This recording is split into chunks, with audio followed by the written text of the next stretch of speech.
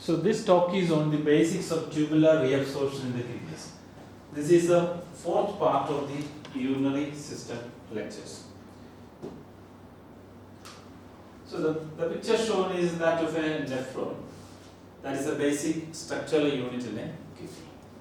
The glomerulus in the nephron, the filtration takes place here.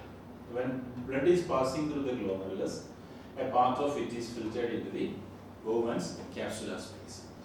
Rest of the blood moves through the capillary. The capillary, when they reach around the tubule, it branches off and forms the peritubular capillary network. The peritubular capillary network then is surrounding the whole tubule. As the filtrate, it is here, the filtrate reaches here. From there, the filtrate moves through the tubule. As it moves through the tubule, that is called tubular fluid, a greater part of it will be reabsorbed. All the things which are needed for the body will be reabsorbed. It includes sodium, potassium, glucose, amino acid, etc. The reabsorption happens from the tubular fluid into the epithelial cells lining the tubule. So the tubule is lined by a single layer of epithelium. The epithelium will absorb the materials.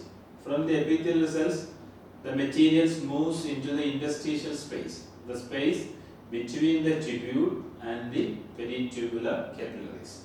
From the interstitial space, it will be moving into the peritubular capillaries. From there, it will be taken away by the blood. So different processes or different mechanisms are used for this reabsorption. Along with this reabsorption, when the fluid is passing through the tubule, a lot of materials are secreted into the fluid. That increases the excretory power of the kidney. And also, kidney helps to maintain the acid-base balance of the body. So how these processes are happening? The basics of these processes are discussed in this lecture. So the routes of reabsorption. When the fluid is traveling through the tubule, greater part of the materials are reabsorbed. There are two routes of reabsorption, that is the transcellular route and paracellular route. The transcellular route, the reabsorption happens, the materials are moving through the cells, through the epithelial cells. In the paracellular route, the materials are moving through the tight junction between the cells, through the intercellular space. So through these two routes, materials reaches the interstitial fluid. That is the fluid in between the capillary and the epithelial cells lining the tubule. From the interstitial space, things are moving into the capillaries by bulk ultrafiltration. This bulk ultrafiltration is non-specific filtration, as seen in the glomerulus. There is no specificity. Or whatever is here, which is absorbed from the tubular fluid, will be moving into the capillary tubule. And water and solutes pass between the epithelial cells. The solutes and water are also passing through the cells. Then, how is this transcellular transport happening? For the transcellular transport, that is the transport through the cells, it needs portals or channels. Different portals are present in the epithelial cells. The portals from part to part of the tubule is different. The portals which you are seeing in proximal convoluted tubule may be different from the portals you see in the distal convoluted tubule. Or even sometimes you may see same portals on both places. So the type of portals present in each part of the tubule decides the function of the tubule. The different regions are different portals or channels that decides the functional peculiarity of that part of the tubule. Then the transcellular transport is all by active transport. Active transport need energy, and it is taking place against the concentration gradient, from a region of lower concentration to a region of higher concentration. The active transport mechanism is of two types, primary and secondary. In the primary active transport, energy is used directly. So here in the from the ATP, energy is released and that is used for the primary active transport. For example, in this Na plus K plus transporter, this is on the basal side. And on the lateral side also you can see the same type of transporter. Here, sodium is moving from the cell to the outside of the cell, to the interstitial fluid. So this movement, interstitial fluid has a higher concentration of sodium than the cell. Still, the sodium is pushed out, and this pushing out needs energy, which is obtained from the ATP. So this movement is primary active transport. Because of this movement of sodium from the cell to the interstitial space, the concentration of sodium inside the cells decreases. And the concentration of sodium here in the tubular fluid is higher. As a result, sodium moves into the cell through this transporter called Na plus K plus 2Cl minus transporter. So when the sodium is moving in, here also energy is used, but when the sodium is moving in, for which energy is used, that is a primary transport. Along with that, chloride ions are also moving, co-transport. So there is no direct use of energy for this chloride transport. But this will not happen if this sodium transport is not happening. So sodium transport need energy, so this will also need energy indirectly. So this is the secondary transport, secondary active transport, where energy is not directly used, but it depends upon a process which use energy. And all these porters are highly specific. This porter will transport only sodium and potassium. This will transport only sodium, chloride and potassium. This channel transport only potassium channel. This one transport Na plus and H plus. Okay. And also these transporters are of two types, depending upon the type of movement of the materials. Here, Na plus is moving out of the cell, whereas K plus is moving into the cell. They are moving in opposite direction. So they are called anti-porters. And here you see what is happening. All the ions are moving in the same direction. Na plus, Cl minus and K plus are moving from the tubular fluid into the cell. So same direction. So it is sym-porter, same direction.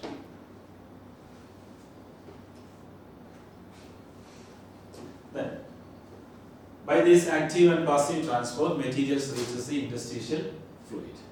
From the interstitial fluid, they are transported to the peritubular capillary by bulk ultrafiltration.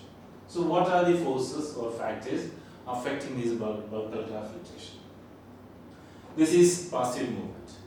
So from a region of higher concentration to a region of lower concentration.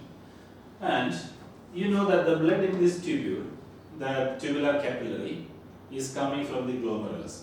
From the glomerulus, efferent arteriole comes out. It comes out and branches around the tubule. That is a peritubular capillary. So in this, you can see less amount of water, because most of the water is filtered into the Bowman's capsule, and a lot of protein is there, because protein is not filtered into the Bowman's capsule. So less amount of water, large quantity of protein. So that decides low hydrostatic pressure, less amount of water. The colloidal osmotic pressure is high because the protein concentration in the peritubular capillary is high. And the third factor is the surface area of this tubular capillary is quite high. As a result, filtration coefficient is relatively high. So high rate of filtration due to the higher surface area. So these three factors furthers bulk ultrafiltration into the peritubular capillaries. And also the interstitial space peculiarity. That is, the interstitial space, there is less protein compared to the peritubular capillary. So the colloidal osmotic pressure is low. Here also the hydrostatic pressure is low. So the movement, this bulk transport or ultrafiltration is depending upon the principle of Starling forces. This Starling force is decided by the forces around this peritubular capillaries. The Starling force around the capillaries determine the movement of water and sodium into the peritubular capillaries. Then, what are the molecular mechanisms? So, we have seen the forces, we have seen the forces present there. Now, you will see the molecular mechanism. Then, that is, one is active transport, as we discussed before. The movement through the cell is active transport. Sodium is actively transported. Sodium, chloride, potassium is also actively transported. Sodium here actively transported, and here H plus is actively secreted into the tubular fluid. So this is against the concentration gradient, as in any case of active transport. And primary or secondary, we have seen the difference between the primary and secondary already. Then use of different transporters like Na plus K plus ATPase, H plus Na plus, H plus K plus ATPase. Then this movement is through the transcellular route, through the cells. And this is thermodynamically highly unstable from a lower concentration to a higher concentration. So need energy which is obtained from the hydrolysis of ATP molecule. The second molecular mechanism is passive transport. So this is down a concentration gradient, that is higher concentration to lower concentration. So there is no need of ATP because it is thermodynamically favorable process, higher concentration to lower concentration. And it can be transcellular or paracellular route, through the cells or in between the cells. So in between the cells, sodium, magnesium, potassium, calcium, water, etc. are going. Through the cells, as in before, sodium, chloride, potassium, water is moving by passive transport. The tubular secretion, that is another process deciding the function of kidney. Secretion into the tubule from the tubular cells throughout it is happening. From the proximal convoluted tubule to the distal convoluted tubule, the secretion is happening. H plus is secreted, K plus is secreted, different body metabolites are also secreted. Because some of the metabolites which are not needed by the body are not filtered at the glomerulus. So that will also be secreted into the tubular space. In certain case, antiporters are used for secretion. Here you can see Na plus H plus antiporter. Then transport to maximum, that is another term used in this mentioning the kidney function. So for certain substance, there is a maximum limit that a kidney can reabsorb.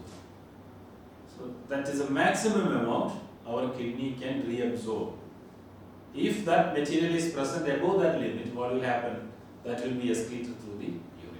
So that is what we see during diabetes. During diabetes, a lot of sugar will be present in the blood. So that is above the transport maximum. So the excess concentration will not be reabsorbed. As a result, it will be excreted through the urine. Any amount that limit will be excreted in urine. Each nephron has a different transport maximum.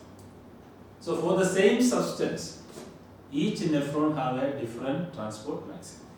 So nephrons are all not having the same transport maximum for the same substance. For example, in the case of glucose, for some nephrons, the transport maximum is 375 milligram per minute. So if 375 milligram of glucose comes in a minute in the fluid, all will be reabsorbed by that nephron. But for some others, it is 200 milligram per minute. So they can absorb only up to 200 milligram in a minute. So if more glucose comes in this nephron, because above 200 milligram, for example 210, what will be happening? That 10 milligram will not be reabsorbed and that will be excreted through the urine. For in the case of this one, up to 375 milligram will be reabsorbed in a minute. So if it is above this, then only it will be excreted through urine. So if in the case of glucose, even though the transport maximum for some of the nephrons are 375 milligram per minute, the glucose excretion through urine will happen at a lesser concentration because some other nephrons have a lower transport maximum. Normally, the transport maximum for glucose in a human kidney is about 180 milligram per minute. So, if anything above 180 milligram per minute, if the concentration in the blood is above that concentration limit, 180 milligram, then what will happen? It will be excreted and you will see it in the urine. So that is a renal threshold, the concentration at which the substance first appear in the urine. So the renal threshold for glucose is 180 milligram per minute, even though its transport maximum is 375 milligram per minute, because some nephrons have a lower transport maximum. Then how is this transport maximum happening? What makes it? Because the concentration exceeds the capacity of transportase or enzymes. That is the maximum capacity that nephrons can reabsorb. If it is beyond the capacity, it cannot reabsorb. Hormones and kidney function. Different hormones control the function of kidney. So one is ADH. You know that antidiuretic hormone secreted from the posterior pituitary in the brain, just below the brain. The posterior pituitary is secreting antidiuretic hormone. This is secreted when body water is less in quantity. And it increases the permeability of collecting tubule and the collecting duct. As a result, more water can be reabsorbed at the collecting tubule and collecting duct. Normally, there is no water reabsorption at this area, collecting tubule and collecting duct. But when ADH is present, the permeability of these part of the tubule increase. As a result, water can be reabsorbed. Then angiotensin 2. This helps to maintain the glomerular filtration rate and also peripheral vasoconstriction, the constriction of the blood vessels on the periphery of the body. As a result, it can maintain the blood pressure. So it will maintain the blood pressure. By maintaining the blood pressure, it will regulate the glomerular filtration rate, and this is secreted by kidney epithelial cells, brain, lungs, and endothelial cells. The third hormone controlling kidney function is aldosterone, produced from the adrenal glands, the glands seen just above the kidneys. So it helps in the regulation of K plus concentration. So when there is aldosterone, the secretion of the K plus will be higher. And it helps to increase the plasma volume. Then the fourth hormone is parathyroid hormone, secreted by the parathyroid gland near the thyroid gland. So it helps in the reabsorption of calcium ions and promotes excretion of phosphorus. So these are the four enzyme hormones controlling the kidney function. Then next role of kidney is acid-base balance. This is quite important in the body because only at particular pH our enzymes will be active in the optimum level. So what happens is carbon dioxide is hydrated by water in the cytoplasm of the epithelial cells, the cells lining the tubules, the tubule of the nephron. So carbon dioxide combines with water and forming carbonic acid. This is highly unstable carbonic acid. So it splits, forming H plus ions and HCO3 minus ions. So this HCO3 minus ions moves into the interstitial fluid. That is a fluid in between or space in between the epithelial cells and the peritubular capillaries. And when this is moving out, H3O3 is moving out, H plus ions from the interstitial fluid is moving into the cell. So these H plus ions or this H plus ion will move out using the Na plus H plus antiporter. Sodium is moving in and hydrogen ions are moving out. So the hydrogen ions reach here. Then what happens to these hydrogen ions? these hydrogen ions combines with HCO3 in the tubular fluid. The tubular fluid contains HCO3 minus, which is filtered. The filtrate contains HCO3 ions, and this secreted H plus ion combines, forming H2CO3. Like here, H2CO3 is formed. This H2CO3 splits, forming carbon dioxide and water. This is happening outside the cell, within the tubule. So carbon dioxide is formed and water is formed. So water enters the cell through osmosis, and carbon dioxide, this is lipid soluble. As a result, it passes through the epithelial cells and reaches the epithelial cells. And within the epithelial cells, carbon dioxide combines with water, forming H2CO3, and this process is repeated. As a result, more HCO3 ions are reabsorbed.